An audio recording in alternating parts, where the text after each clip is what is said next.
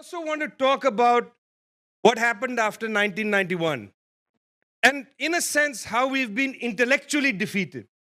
And I want to spend more time on that, if you don't mind. But I'll put the two together. I want to start, because we are in New York City, with a terrific play written by Tony Kushner, which you may or may not have seen or read. And it's the part of his very large and wonderful body of work called Perestroika. It's a great play, and I recommend you read it. In the opening of Perestroika, the scene is wonderful. It's the Great Hall of the People. Now imagine, it's the last 5 or 6 years of the USSR. In the Great Hall of the People, the delegates are discussing the question of what is this glasnost? What is this perestroika? Gorbachev and the other revisionist surrenderists were leading the charge to dissolve the Soviet Union, essentially. And out of the shadows comes Comrade Anti-Diluvievich. Those who are clever with English get the joke. Anti-Diluvievich, the comrade who comes from basically before time, let's say. He comes there shriveled over, and stands in front of the people, and he says, when I was young, we had a theory. He said, we had a theory. The theory guided us to make a revolution. He's the world's oldest Bolshevik. He remembers 1917, last year, 100 years ago. We had a theory that led us, the theory of the worker-peasant alliance, led us not only to overthrow the Tsar, but to prevent the bourgeoisie from taking us back to the war. We had a theory. And he says, you NEP men, referring to the new economic policy in the 1920s, you NEP men, you shriveled excuses of humanity, he says, what is your theory? He says to, what is your theory? Do you have a theory? He said, if you had a theory, you who want to dissolve the USSR, if you have a theory, I'll come with you to the mountain. We'll stand together and we'll watch the new dawn rise. He says, but you don't have a theory. And then there's the best line in the play. He says, even a snake, when it sheds its skin, has another skin that it's grown. Do you have a new skin, my little serpents? In 1991, something catastrophic happened. And it's hard to explain in New York City the nature of the catastrophe. It was 27 odd years ago. Many people in the United States lived under the shadow of the Cold War, McCarthyism, with their own perspective about the socialist bloc, their own ideas about, I don't know, what do the Trotskyites always say? State capitalism, degenerated, this, that, and the other. I mean, the best slogans possible to describe what had happened to the lands on the other side of the Iron Curtain. In many ways, the theory inside the West had already prepared the West or Western left to celebrate the collapse of the Soviet Union. Your attitude towards the collapse of the Soviet Union is so different from the attitudes in the Third World. So different. Because the experience of what the Soviet Union was different. But I'm not going to get into all that, because that'll take me far afield. I want to talk about what the consequences, intellectual consequences of the defeat of the Soviet Union, its disappearance from world history, what that has meant for us. The first, I think, thing that we need to just put into a basic understanding of intellectual life after 1991 was that we completely erased everything that happened on the other side of the Iron Curtain. For instance, take the DDR, the German Democratic Republic, East Germany. After 1991, it was assumed that East Germany was a Stasi state. You didn't need to know anything else about it. From the first entry of Soviet troops into the eastern half of Germany until 1991, it has no history. It is merely a police state. Once you allow imperialism to define entirely the history of the Soviet bloc, once you allow imperialism to do that defining, you don't need to know anything about it. Nothing else is necessary. You remember that film about the Stasi agent listening to the couple? That's all you need to know, that it was the Stasi everywhere. You don't need to know, for instance, that so many students from the continents of Africa and Asia particularly studied in East Germany, in the DDR. They were not communists, by the way. They came to do university there because university was virtually free for them. They went back home as engineers, as doctors, as teachers, as professionals. They didn't experience the DDR in this monochromatic way. I'm not saying the DDR didn't have a lot of problems, friends. That's not the point of what I'm saying. But if you're a sensitive historian, surely it's not enough to condemn an entire part of the globe, at least 60 years of its history, into a two-word line, police state. Surely that's not, sensible people know that that's not sufficient. I mean, you want me to have a nuanced understanding about the United States. You want me to be nuanced about the United States. You want me to talk about labor movements and the civil rights movement and the women's movement. Meanwhile, this country is destroying every country on the planet. You want me to be excised about Russian interference in the American election. Meanwhile, which election has the United States not interfered in? Nuance is allowed for the West. But there's no nuance allowed for anywhere else in the world. We're not allowed to understand complexity.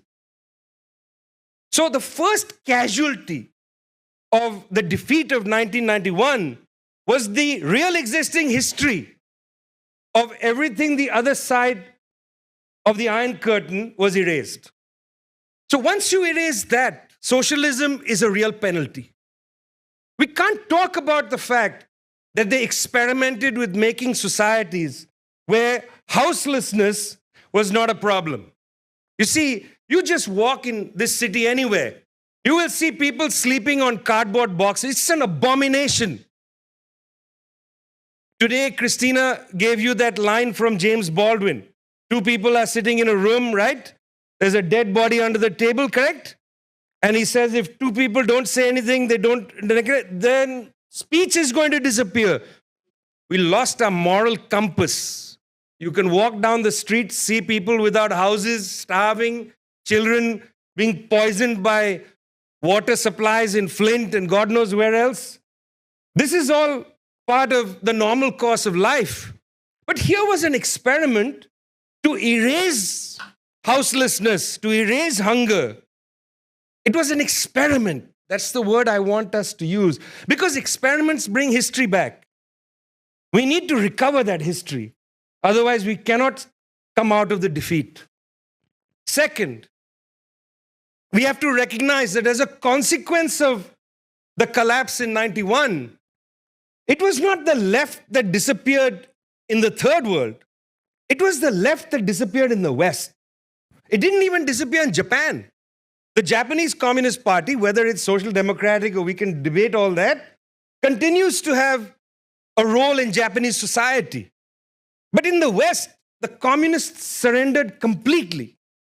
Social democrats surrendered completely, willingly. Where are the parties in the West? They vanished after 91.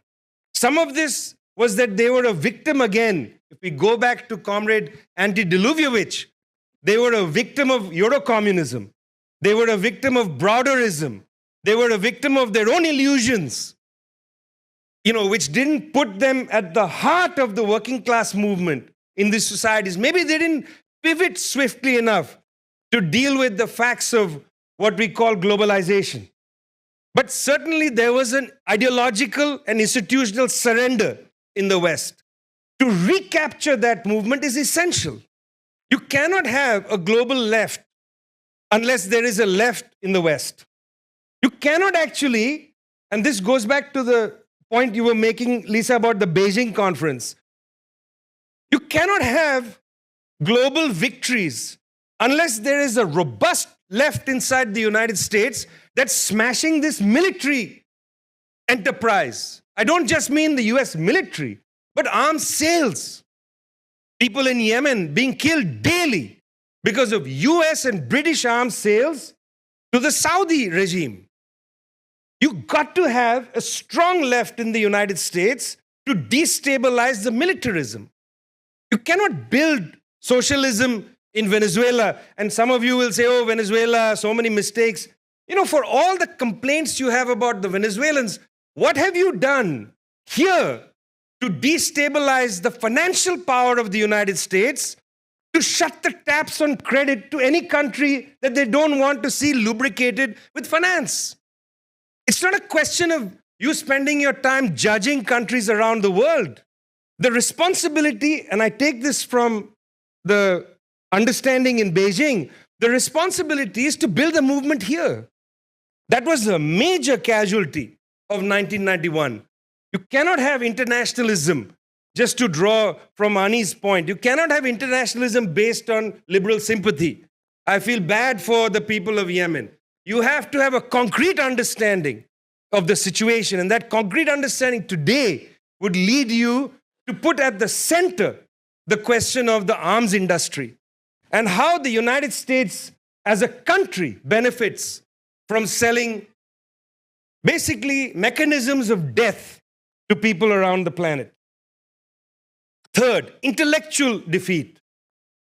It's really interesting, and this is there in the Communist History Project that we have. It's really interesting how in the 1990s, theories of spontaneity arrived as the new explanation for everything. In other words, the concept spontaneity, which in Marxist theory has a very particular resonance, was taken out of its context and began to mean, let the people do things. People are doing things. It became this banal idea. Look, they're doing things. Look, they're doing things here. The scholar's role now was merely to point fingers. They're doing things there. They're doing things there. They're doing things there. Why? How? How are they doing things? People don't just do things. They have to organize things. When Rosa Luxemburg wrote, I think, quite seriously about the concept spontaneity within a Marxist framework, she was interested in the dialectical interplay between spontaneity, organization, and vanguardism. In other words, she was trying to write in a context where political party of the people must not believe that it is the main driver, main force of history, but must understand that it works alongside the currents of working people, where there might be spontaneous outbreaks of rebellion which the party must be engaged with. That was her point. Her point wasn't that people just rise up, you don't need organization. It was not so banal. But by the way, new social movement theory. Now, I know I'm caricaturing this entire school of thought, but I would like to say to this school of thought, including Chantal Mouffe and Laclau's terrible book, published in the 1980s, 85. Terrible book. So-called post-Marxist book. That book pillories the entire tradition of Marxism. So why should I give them back the courtesy of nuance when they did not give my tradition any courtesy? That book made a mockery of Rosa Luxemburg. If you know your Rosa Luxemburg from the Mouffe and Laclau book, you'll never understand the real Rosa Luxemburg. Because they don't care about, they are using Marxism to push anti-Marxism and open a door, therefore, for left-wing people to become liberals. Because what happens with new social movement theories, you don't need organizations anymore. You just have people rising up. Zapatistas rise up. It's not true. It's not true. It doesn't work like that, friends. They spend years building with each other. They build confidence with each other. They build communities out of their own community bonds. They utilize the bonds of history and radicalize them. Bonds of family, bonds of community, bonds of fellowship. They are radicalized. Those bonds exist already, or they are built. But what this theory, social movement, what it does is, it means you can go back and you can write a history book without having the organizers. I find this amazing. These books are still written till this day. There'll be a book about a strike, trade union strike. But the activities of the union vanish, and even more strikingly, the communists disappear. There are no communists in these histories. Or they become, as Margaret says, black radicals. Suddenly, their politics is, I think that's actually the highest form of racism. Because you haven't taken the people seriously. They have ideas. They are not merely black radicals, which is a reduction of a person to what you think is their identity. You don't understand that the black radical tradition is a rich engagement with Marxism, with anarchism, with all kinds of currents of the left. It's not merely about identity. It's ridiculously infantilizing of the people that built organizations. You can't just look back at history and say that that work didn't matter. You know, Ani made a point which I think is so important and needs to be made over and over again. That in our work, we don't effectively celebrate the tedium of radicalism. You see, here's what I'm interested in mentioning. Part of new social movement theory was the idea that in rebellions, you get a good idea of social structure. But if you merely look at the rebellion, you've missed the part before the rebellion. Because actually, everything interesting is before then. It's how people build rebellions. And you see, if you're teaching young people in this age after 1991 about these great rebellions, 1968, Paris, it disarms young people.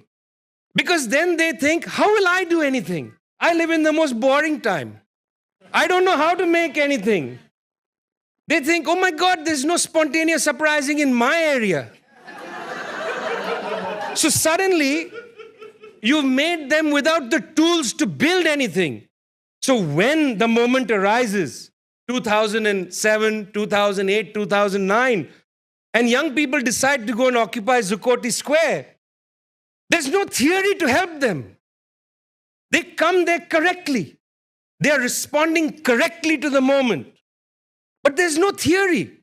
Then you'll say, what theory? Are you being overly intellectual? I'm talking about Antediluvievich. If you didn't have a theory, he said, I'm not coming with you. How are you going to make this occupation into transformation?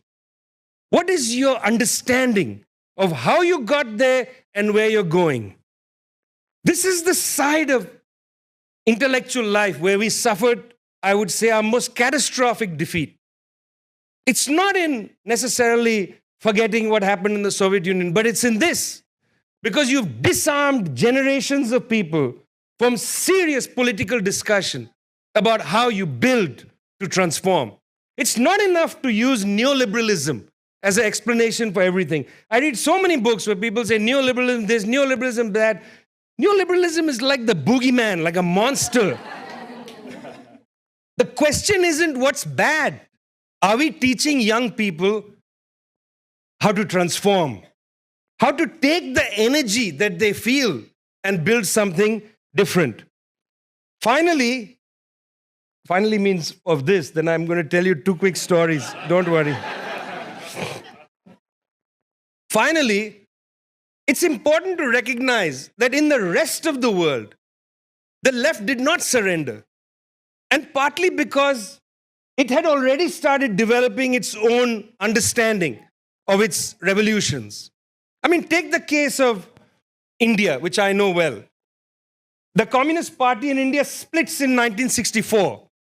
The largest section of the splits because they believe that the Soviet Union is too directive in telling the party how to understand its own reality. The other split was on an analysis of what is the nature of the Indian bourgeoisie. These debates are rich in the rest of the world. They've been happening in these movements. They've already in 1964 decided that the Soviet Union isn't the center of their existence, but it is an important part of the world revolution. So when the Soviet Union collapses, these organizations don't collapse, they continue. But in the literature about them, even written in India, they are an embarrassment. The left is an embarrassment to scholars of the left. Scholars of the left would like a different kind of left. They would like a left which is perfect. They would like a left that never makes an error.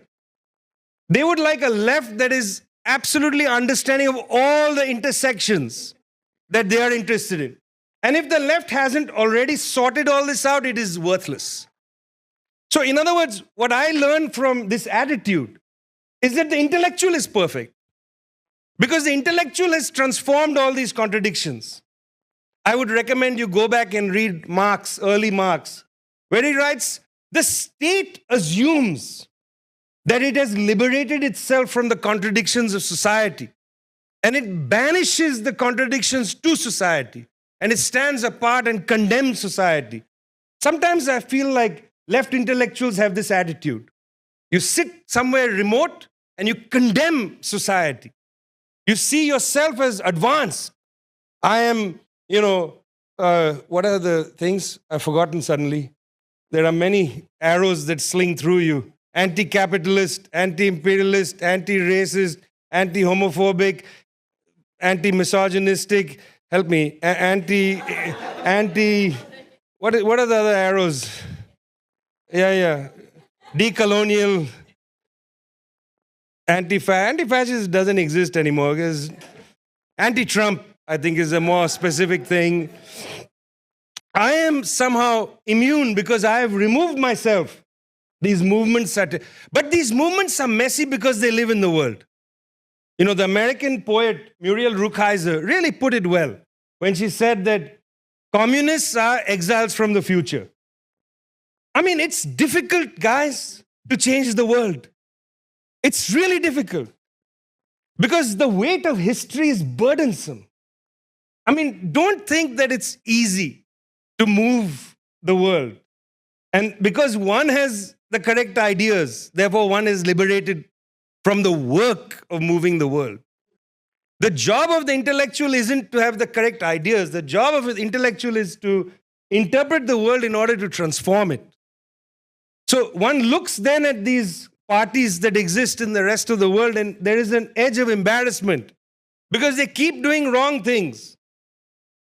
But they are not homogeneous. Inside them, people are arguing, fighting, having debates, just as in 1964 in the Indian Party, there was a major debate.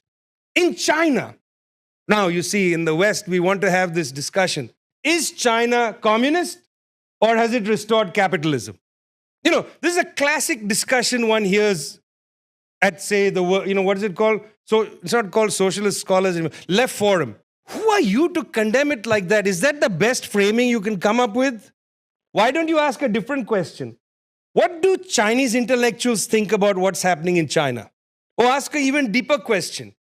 What is the debate inside China around the question of socialism? I would like to hear that discussion, not your understanding of whether it's restored. So you, like the Pope, will now decide whether to excommunicate 1.4 billion people from the camp of socialism. It's not up to you. I want to hear what they are debating because it's their reality. It's their reality more than your reality. For you, it's an article in a magazine. For them, it's what they have to live every day, how they build their own country. So you've got to have an attitude towards these revolutionary movements. however messed up they are, we have to have an attitude of understanding, not an attitude of benediction. Next year is the 100th anniversary of the Comintern. And by the way, this right-wing paper called me a self-described Marxist. I don't understand what this self-described business is, firstly. Secondly, I'm not just a Marxist, I'm a communist. So, it would have been a better headline. So, next year is the 100th anniversary of the Comintern. Now, face it, the Comintern lasted from 1918 to 1943. I mean, we think of the Comintern as this sort of endless project. It had a very brief historical, very brief role in the world. But even though its role was so brief, the impact it had was incredible. So, I mean, just breathe in a little bit when you think of concepts like Comintern. Think about it, from 1919 to 43, that's all it had. The impact was incredible.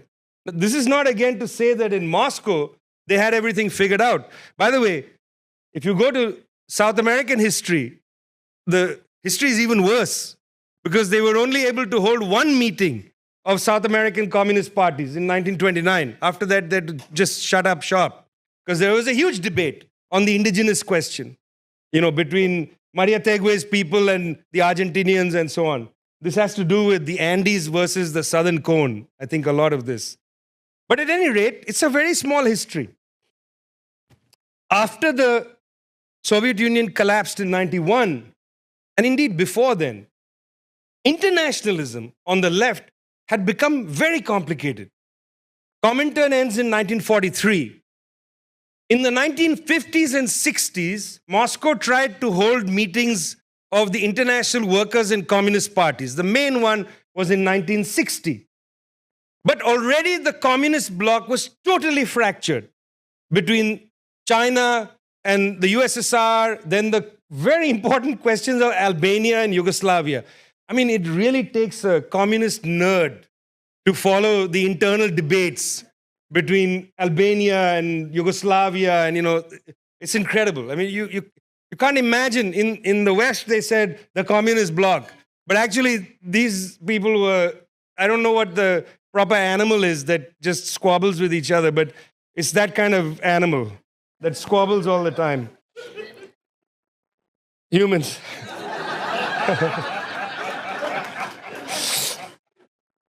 In 1993, after the collapse of the USSR, the communist movement in India held a symposium in Calcutta, where they invited communist parties from around the world with relatively similar lifeboat situations. While others were sinking, these had survived. And they held a very important and good seminar in Calcutta about the future of the world communist movement and how to create new international networks. I'm going to introduce you to very quickly I'm going to introduce two networks. One is the International Communist Network, and the other is a network that comes out of Latin America. And then I'll end there. So after this Calcutta meeting, the KKE, the Greek Communist Party, held a meeting in 1999 of the International Communist and Workers' Parties. And this group has met every year since. They had their last meeting in Moscow, which was the biggest meeting. They celebrated the anniversary of the Russian Revolution and so on. They've had a hard time finding a way to, expand their influence, reach out to other movements. They've also had a hard time telling people about their existence. There's a website, there's a journal, there's all that. But these are parties with tens of millions of people around the world. This is not a marginal effort. There are tens of millions of people that belong to these organizations, from Belgium to India, Cuba, and I'm not even adding in the Chinese, because then it's unfair. And it's also slightly inaccurate to look at Chinese numbers. But this dynamic of international workers and communist party is one front, institutional front, to conceptualize again internationalism. The second front comes out of Latin America. It's interesting that when books are written about globalization or anti-globalization, Seattle takes center stage. In fact, there was an event here, the first event here, where somebody said, I was inspired by Seattle. But of course, Seattle wasn't the beginning of that. In fact, if you truly believed in Laclau move type spontaneity, you might have seen that the beginnings were elsewhere in what were known as IMF riots or bread riots. Whether it's in fact, in Egypt, it's even earlier, it's in the 1970s. But you see these in West Africa, and then culminating in 1992 in the Caracazo in Venezuela, in Caracas. This anti-globalization sensibility that comes out of working class neighborhoods of cities in the global south. These movements emerge out of slums, actually. Whether it's in Nigeria or, as I said, in Caracas, these are movements that emerge out of slums. By this period, about 1 billion people in the world were living in slum-like conditions. They were producing goods for the international commodity or the global commodity chain. They were not left outside, etc. There are places in Ghana, in Accra, or in Lagos, Nigeria, where your computers go inside the slum to be broken up and precious metals taken out and so on. These places might look like they exist outside the realm of capitalism, but they're actually quite fundamental to the recycling of precious metals and so on. And also manufacturing of small parts for various things. Talk about super exploitation of labor. So this new kind of politics that emerged, these uprisings, protests, etc., became very quickly institutionalized in Latin America around new movements. Now, it's important to understand that Latin American history is a peculiar history because the left there was actually killed off, just as they were in the Arab world. In Argentina, 30,000 people, an entire generation's left, was massacred during the military dictatorship. Between 1976 and 1982, 30,000 trade unionists, college militants, and so on were killed. It's not just that they killed people, by the way. They killed the cream of the left. An entire generation of the left was wiped out. In other countries, the left basically surrendered. There, they were killed. So when these movements emerge in countries like Argentina or Venezuela, etc., often there is no section of the left to provide leadership for the movements. Leadership comes from young people who are learning how to do this without the wisdom of the elders. And they build new kinds of organizations. Now, again, this era will come. People will look at those organizations and say, these are new kinds of organizing. You see what happens? Suddenly, it becomes convenient for new social movement to say, look at the organizing in South America. It's not like the old organizing. Well, my friends, it's not like the old organizing because old organizers were killed. You see, it's not that, it's a new form. Now let's take the South American model to Asia. Doesn't work like that. That's not internationalism, by the way, transposing experience of one place to another. It's the opposite. Internationalism means you have some respect for the coherent histories of the place. Not that you just cookie cutter take from one experience and place it somewhere else. Out of this, of course, came the victories of the governments of the left in Latin America. And at the time, when Chavez was alive, they created the ALBA network, the Bolivarian area of the Americas. And the ALBA government network was being created up here, and down here, ALBA social movements network was being created.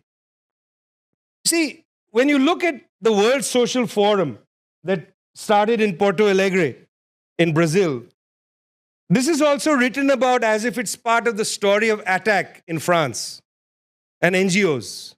But underneath that, there is an infrastructure. After all, they chose Porto Alegre because the Workers' Party had won the city government. Workers' Party came out of the fight against the dictatorship, which ended in 1985.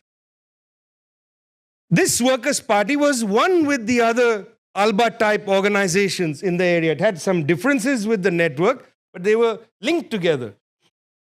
The experience of the World Social Forum was the first new attempt made by the Latin American left to create a new kind of internationalism. Remember, the first is there's the international working class and communist parties. That continues. But now there is this new thing, the World Social Forum. In 2009, the ALBA Network and others had a special meeting parallel to a World Social Forum where they decided the World Social Forum itself hadn't succeeded in its objective. In other words, it had succumbed to NGOism. Half the people at some of these World Social Forums were from the United States. People who are not coming from Asia in large enough numbers, not coming from Africa. You know, the advantage of the Soviet Union was that the Soviets used some of the surplus that the state had to create the infrastructure for internationalism. It cost money for people to travel. However difficult it is, you board a ship somewhere, whatever. It costs money to set up the School of the Toilers of the East. Those things don't just happen. It costs money to create an institution like this. Everything costs money, meaning it costs resources. So the ALBA movement in the 2009 meeting decided a new dynamic had to be opened up. And they started talking about the dilemmas of humanity as a way to have a conference every year, to bring people from China, from India, to sit down and have a discussion. How do we overcome the dilemmas of humanity? It's a terrific phrase. Those conversations deepened. And then this movement said, now we're going to create a new kind of World Social Forum. But this time, we're not going to invite anybody to come who can afford to, because then the Ford Foundation kicks in. Soros kicks in. They suddenly fund 25 of their grantees to go. You don't want that. So the new formation, the international assemblies of the people, was going to be organizations invited by the International Secretariat of this assembly to meet and have a conversation about how to deepen the network. And this meeting is going to happen next year in Caracas, Venezuela. And organizations are going to come from Malaysia, they will come from Zambia, they will come from all across the planet. The discussions, preliminary discussions on the International Assembly are very productive because everything we've been talking about has come back to life in a different context. It's not like the discussions in either the International Workers and Communist Party or the International Assembly. It's not like they're unaware of the centrality of the fight for the dignity of people. You know, each of these formations understands fully what now is called intersectionality. Because after all, friends, they have had organizing experience. That if you, in organizing, ignore somebody's hurt, you are not going to create comrades.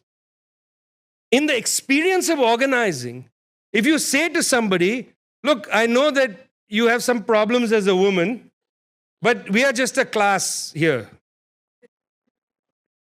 You know that in organizing, that's not a successful method. I'm not talking about high theory here. For an organizer, you're not building committed people who say, my hurt is inside this movement. My hurt is going to be addressed. Now, this is not to say that these movements have understood a credible way to do this. But the one thing I can say is they don't have to be lectured about its importance. What they need is for intellectuals to study what they're doing and help them find better ways of doing what they're doing. You don't need to tell somebody who's in a political party, why aren't you dealing with gender? It's extraordinarily arrogant thing to say to a political party in some of these parts of the world. You go to the Socialist Party of Zambia, why aren't you dealing with gender?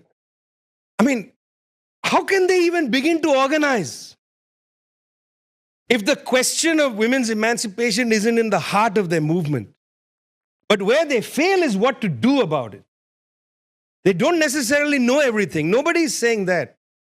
Which is why the role of the intellectual in our times, especially when these movements are afoot, has to be of a different character. Remember, I said one of the problems we face is the question of what is the intellectual's role? Is the intellectual's role to condemn things? That is a counterproductive role. The better role is to put all that learning that we have to work, to study contradictions around and inside movements and address them for the benefit, not of the movement, but the benefit of all of us to solve the dilemmas of humanity. Because these are dilemmas. Nobody has the answer. When Anti-Imperialist says, if you have a theory, I'm coming up to see the dawn rise, he's talking about a theory. We know what the word theory means. Theory doesn't come from God. It's not a God perspective kind of thing. A theory is a provisional understanding of how to move forward. It could be a program. It could be a strategy which has within it a set of tactics and so on. Theories aren't the be-all and end-all. They're a map. When Anti-Imperialist said, if you have a theory, I'll come with you, he's saying, if you have a map, where are you going, you little serpents? He says, in the great hall of the people. And that's a question I want to ask all of us. Where are we going, serpents? Let's grow a new skin. Thanks a lot. I think it's fair to have an understanding of who are the friends of the people, if I can take the old Maoist line, and who are the enemies of the people. You know, in very many countries, the friends of the people are the biggest enemies of each other. Oh, yeah. Case in point, United States. I mean, the left hates each other more than they hate the bourgeoisie. You know, I find it extraordinary. On the case of the war in Syria, let's take it as an example, directly as an example. People who don't know anything about Syria attack each other virulently. When they need to be out there building a movement against militarism in this country, I mean, what that attack leads you to is to a curious position where you might defend American bombing of Syria. That's what sectarianism leads you into. You lose focus on understanding the problems in the world. You know, I would say that's one issue.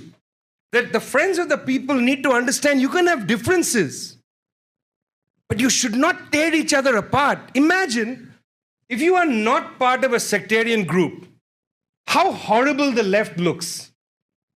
You know, if you are a person of sensitivity, working class organizer of sensitivity, you'll run away from the left because they spend the whole day maligning each other.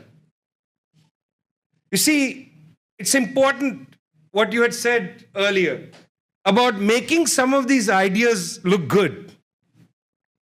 Remember the idea that socialism has to also look good. You see, the bourgeoisie has done its job in making socialism look like a horrible thing.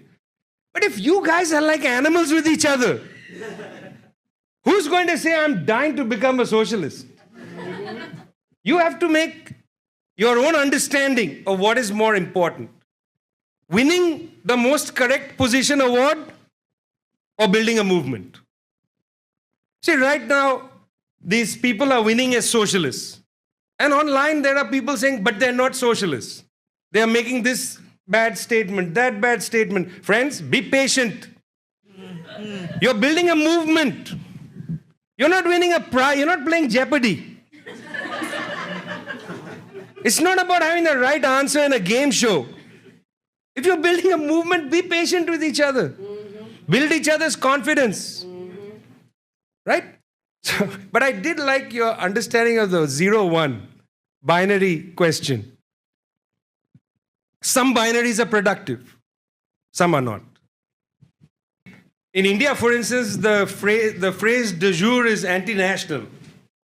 Not necessarily anti-Indian, but anti-national. So our young comrades just won the election in Jawaharlal Nehru University on a united left platform, 4 left student organizations combined. And the defense minister of India made a statement saying anti-nationals in this college are waging war against India, which is ridiculous. I mean, why should the defense minister of the country make a comment about student elections? They're that fragile. The right is that fragile. It's like, you see, in this sense, Donald Trump is not an exception. The right is extraordinarily fragile. Partly because they have no agenda.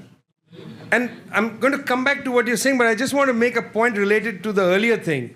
And the left here, when it recomposes itself, must be more confident with its ideas. See, we should not be so scared to say what we believe. Yes. We believe something, we should speak it. I find sometimes that in the conversations among academics, sometimes there is hesitancy to say what you believe because the structure has made people anxious about jobs. You make the whole thing precariat. You make the entire intellectual world precariat. So intellectualism gets the life sucked out of it. Then everything becomes about protecting your ability to get a job. It's a very clever maneuver by the right. But they are very fragile with their ideas. They have an easy time getting jobs. But they are fragile with their ideas. We have a hard time getting jobs, but we have the correct ideas. Why it dissolved here, I think, and maybe partly, some of it had to do with what I would think of as the era of theory. The revisionist theories that came, Santiago Carrillo's ideas in Spain of Eurocommunism. I think the impact of Broderism, even though Earl Broder was removed, Broderist ideas had a big role to play here. I mean, I agree. McCarthyism plays its role, takes a real toll. Yeah. A generation is, lost to the left. And I think we need to recognize that. But the reconstruction of the left in the new period, 1960s onward, there was a revisionism there. By revisionism, that's our code word for what Margaret was talking about earlier, which is the idea that you can find a liberal section of the bourgeoisie to basically hold hands with. I think that idea comes very strongly. Bernstein's ideas from the turn of the previous century, that you don't need a revolution. You can win elections and evolve to socialism. That was Carrillo's ideas in Spain, in Eurocommunism. That was the ideas very much there in most of the southern European parties. The French also developed those ideas. I think this was before the Soviet Union collapsed. This was really disarming. Because, you're right, you're telling workers who now are in a new revolutionary situation. In other words, globalization has destroyed your livelihood. But they are not prepared with a theory to understand why they have no jobs. So Trump shows up and says, Mexicans, and they're, yes, Mexicans. We need to recover that theory. You can't fight Trumpism by saying, I'm not a racist. You have to fight Trumpism by offering a new theory of why people have no jobs and how you will produce a different situation. Because you will tax the rich. Because the rich don't deserve that kind of money. And you will provide new social fabric, which has been destroyed by Clinton and so on, leading to Trump. But we need a theory for that. We need to be aggressive. I don't mean aggressive like an aggressive person. I mean maybe bold. We need to be bold. We should not be diffident with these ideas because we do have the correct ideas. Thanks a lot. Thank you.